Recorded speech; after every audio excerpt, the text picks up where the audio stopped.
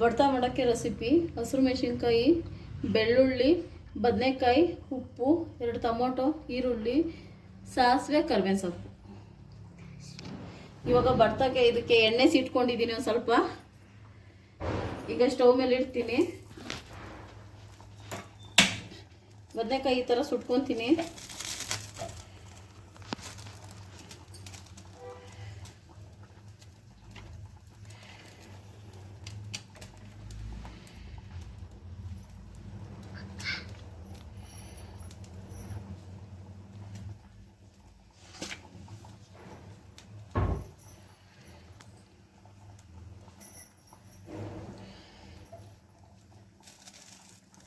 ಸೈಡ್ಗೆ ತಿರ್ಸ್ಕೋಬೇಕು.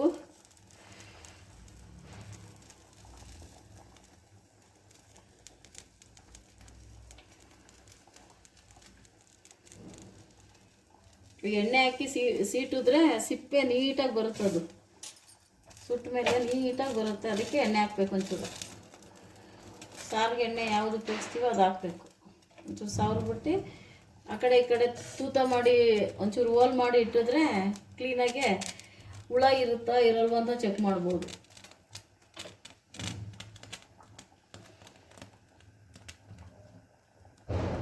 ಈ ಥರ ಪೀಸ್ ಥರ ಮಾಡಿ ಚೆಕ್ ಮಾಡಬೇಕು. ಹುಳ ಇರ್ತವೆ, ಒಂದೊಂದು ದಪ್ಪು ಕುದ್ದಕ್ಕೆ ಹುಳ ಇರ್ತವೆ.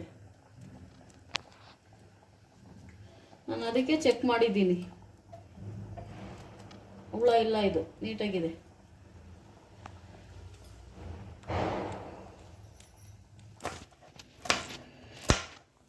ಹಸಿರು ಮೆಣಸಿನ್ಕಾಯಿ ಕಟ್ ಮಾಡ್ತಾ ಇದ್ದೀನಿ ಚಿಕ್ಕದಾಗಿ, ಮೀಡಿಯಮ್ ಸೈಜು.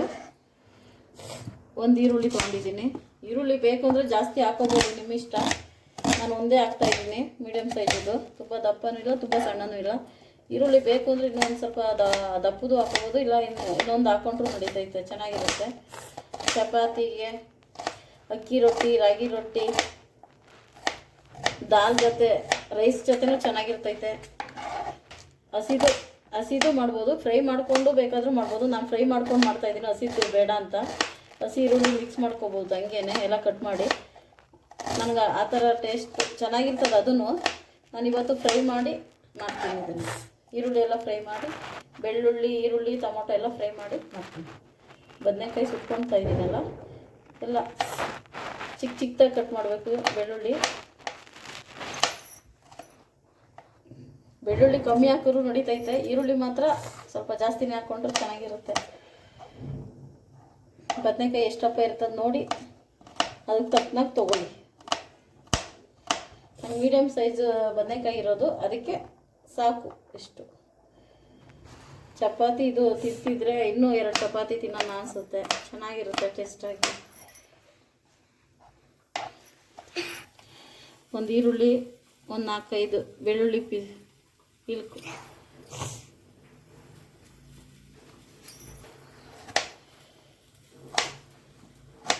ಟೊಮೊಟೊ ಚೆನ್ನಾಗಿ ಹಣ್ಣಾಗಿರಲಿ, ಮೀಡಿಯಮ್ ಹಣ್ಣು ಹಾಕ್ಬೇಡಿ, ಚೆನ್ನಾಗಿ ಹಣ್ಣಾಗಿರೋ ಹಾಕಿ, ಚೆನ್ನಾಗಿರುತ್ತೆ ಇದು ಗ್ರೇವಿ ಥರ.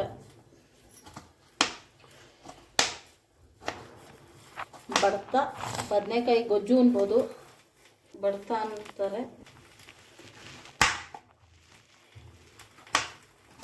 ಟೊಮೊಟೊ ಕಟ್ ಮಾಡುವಾಗ ನೋಡ್ಕೊಂಡು ಕಟ್ ಮಾಡಿ, ಬಿಳಿ ಹುಳ ಸಣ್ಣವಿರ್ತವೆ.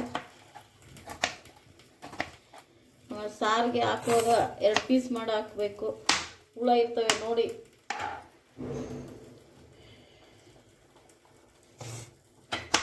ಈ ಥರ ತಿರುಗಿಸ್ತಾ ಇರಬೇಕು ನೋಡಿ. ಆಗಿದೆ, ಈ ಕಡೆ ಈ ಸೈಡ್ ಹಾಕಬೇಕು. ಯಾವ ಸೈಡ್ ಆಗಿಲ್ಲ ಆ ಸೈಡು ತಿರ್ಸ್ಕೊತಾನೆ ಇರಬೇಕು. ಒಂದು ಸ್ವಲ್ಪ ಆಯಿತು, ಆಮೇಲೆ ಈ ಥರ ಇಡಬೇಕು. ಲಾಸ್ಟ್ಗೆ ಬೆಂದಿರಲ್ಲ, ಅಲ್ಲಿ ತುದಿಲಿ ಈ ಥರ ಇಟ್ಕೋಬೇಕು. 1 ನಿಮಿಷ, 1-2 ನಿಮಿಷ ಇಟ್ಕೊಂಡ್ರೆ ಸಾಕು.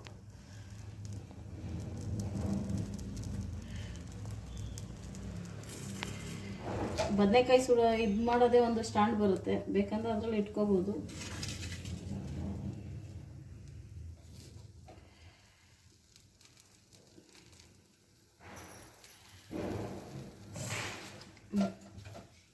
ಆಯ್ತು ಇದು.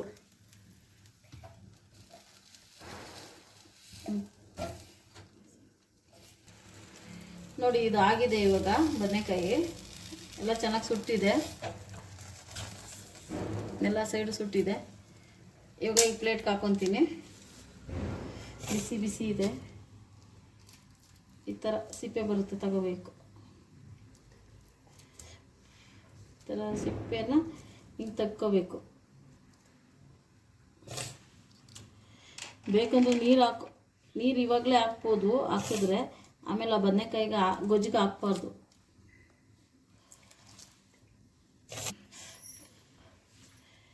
ಬದನೆಕಾಯಿಗೆ ಒಂದು ಸ್ವಲ್ಪನೂ ನೀರು ಹಾಕ್ಬಾರ್ದು, ಟೇಸ್ಟ್ ಹೋಗುತ್ತೆ.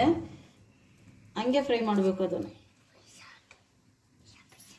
ನೀರು ಹಾಕಿದ್ರೆ ಬದನೆಕಾಯಿ ಗ್ರೇವಿ ಥರ ಆಗ್ಬಿಡುತ್ತೆ ಅದು. ನೀರು ಅದಕ್ಕೆ ಬಡ್ತಾ ಅನ್ನೋದು, ಬದನೆಕಾಯಿ ಗೊಜ್ಜು ಅನ್ನೋದು. ನೀರು ಹಾಕ್ತೆ, ಒಂದು ತೊಟ್ಟು ನೀರು ಹಾಕ್ತೆ ಮಾಡಿದ್ರೇ ಈ ಥರ ಸಿಪ್ಪೆ ತಗೋಬೇಕು. ಬಿಸಿ ಬಿಸಿ ಇದೆ. ಸಿಪ್ಪೆ ತಗೊಂಡು ಎಲ್ಲ ಸಿಪ್ಪೆ ತೆಗೆದಾದ್ಮೇಲೆ ಹೀಗಿರುತ್ತೆ. ಇವಾಗ ಇದನ್ನು ಲಾಸ್ಟ್ನೇದಾಗ ಕಟ್ ಮಾಡಿ ಹಾಕ್ಬಿಡ್ಬೇಕು.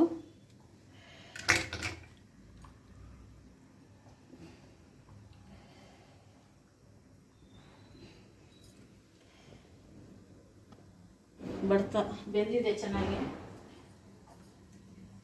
1 ಸ್ಪೂನ್ ಎಣ್ಣೆ ಹಾಕ್ತಾಯಿದ್ದೀನಿ. ಒಂದೂವರೆ ಸ್ಪೂನ್ ಎಣ್ಣೆ, ಸಾಸಿವೆ, ಕರಿಬೇವಿನ ಸೊಪ್ಪು,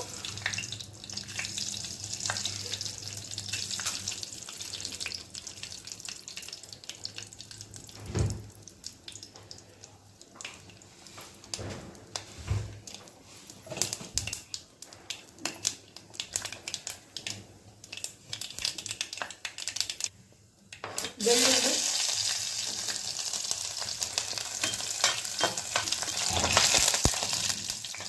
ಮೆಣಸಿನ್ಕಾಯಿ ಸ್ವಲ್ಪ ಫ್ರೈ ಆಗಿ, ಬೆಳ್ಳುಳ್ಳಿ ಮೆಣಸಿನ್ಕಾಯಿ ಹಾಕಿ 2 ನಿಮಿಷ.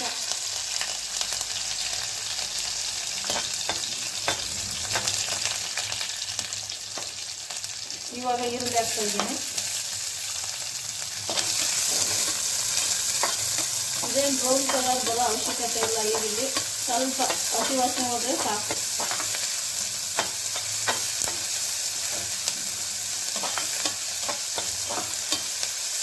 ಮಸಾಲ ಇಲ್ಲದೆ ಸಿಂಪಲ್ಲಾಗಿ ಒಂದು ಬದನೆಕಾಯಿ ತಂದು ಬಡ್ತಾ ಮಾಡ್ಕೊಳ್ಳೋದು.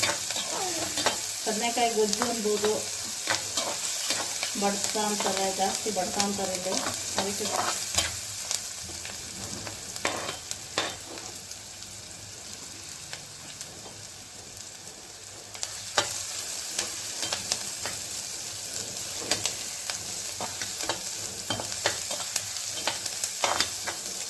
ಇಷ್ಟು ಫ್ರೈ ಆದರೆ, ತುಂಬ ಫ್ರೈ ಆಗೋದು ಬೇಡ. ಅದು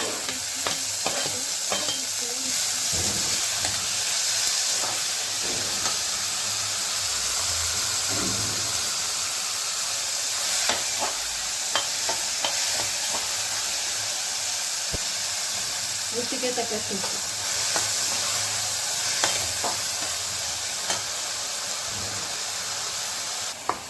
ಮಾಡ್ಕೋಬೇಕು.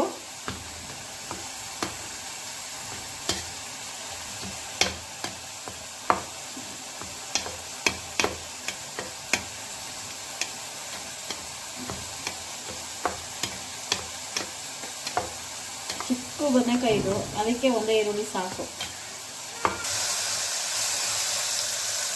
ಈಗ ಹಾಕ್ತೀನಿ. ಟೊಮೊಟೊ ಸ್ವಲ್ಪ ಆಗಿದೆ. ಸಿಂಪಲ್ ಆಗಿ ಮಸಾಲ ಇಲ್ಲದೆ ಬದನೆಕಾಯಿ ಭರ್ತ.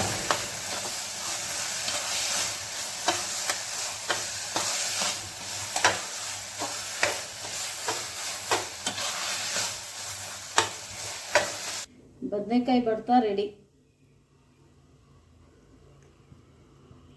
ಚಪಾತಿ ಜೊತೆ, ರೈಸ್ ಜೊತೆ,